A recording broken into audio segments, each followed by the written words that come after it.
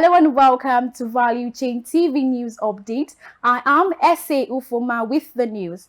And on the news update, the transmission company of Nigeria has recorded its second system collapse in 2024.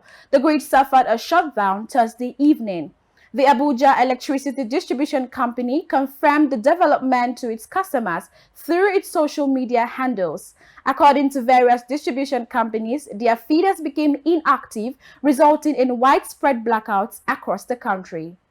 Away from that now, the need for government and key players in the energy sector to redouble their efforts in making the sector more viable has been emphasized at the just concluded 2024 Oloribiri Lecture Series and Energy Forum, organized by the Society of Professional Engineers in Abuja. The lawmaker representing Degema Boni constituency in the House of Representatives, Hart Cyril, said there is a need for government to avail the energy sector the needed support to enable the country increase its productivity and attract foreign investment. Yes, I think the speaker is of the view that we must increase production. For him, he believes that stability can only be achieved when we address the issue of scarcity. When a product is in short supply, then it will be very difficult for you to have stability. So for the speaker, he believes that we must ramp up oil production. So capital investments must be taken very seriously by the multinationals and all the stakeholders. The lawmaker who represented the Speaker of the House of Representatives, Right Honorable Tajuddin Abbas, at the event assured that the Energy Summit will serve as an eye-opener to key players in the sector and will also increase productivity. And part of what is really working for the House is that the Speaker again set up the Oil Theft Committee to see how we can address the issue of oil theft in the Niger Delta. And the committee has been working very seriously. We have met virtually all the stakeholders that are involved in that value chain. We've met with security, Tantita Security and their likes, NMPCL, the police, the Navy, the Army. So they've all been consulted. So after now, we're going to be having interactions to see how we can actually address the challenge, the critical issues we found out from all the stakeholders, so that we can ramp up oil production.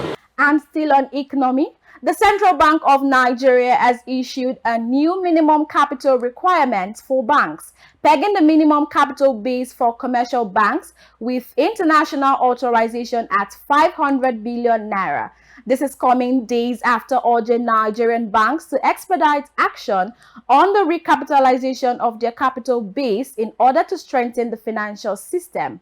Acting Director Corporate Communications Department, Mrs. Hakama Sidi Ali, who disclosed this, said the new minimum capital base for commercial banks with a national authorization is now 200 billion naira, while the new requirement for those with regional authorization is 50 billion naira. The Minister of Works, David Umahi, has expressed satisfaction with the quality and progress of work on the Lagos-Calabar Coastal Highway. This was revealed in a statement by the Ministry's Director of Press and Public Relations, Ben Bemgong, in Abuja. The minister described the project as one of the most critical in the work sector. Umahi promised that the government would prioritize the complementary economic services that would add value since the project is a critical national economic pillar. And on security matters, the Defense Headquarters has declared 8 persons wanted over their roles in the recent killings of 17 military personnel in Delta State. This was disclosed in a briefing held in Abuja, where a list was released by the military. The persons declared wanted are Professor Ekpepo Author and Daowe Dennis Bakriri, Akevu Daniel Omotegbo, Akata Malawa David, Sinclair Oliki, Clement Ikolo Ogene Rukewe, Ruben Baru, and Igoli Ebi. Meanwhile, the Director of Defense Media Operations, Major General Buba Edward, has vowed that the military will leave no stone unturned in apprehending all those declared wanted. Still on the news update, President Bola Tinubu has appointed Abdullahi Bello as the new chairman of the Code of Conduct Bureau, pending confirmation by the Senate. In a statement by the presidential spokesman, Ajuri Ngalale, the president expects the new CCB chair to lead the Bureau to realize its mandate of maintaining high standards of public morality.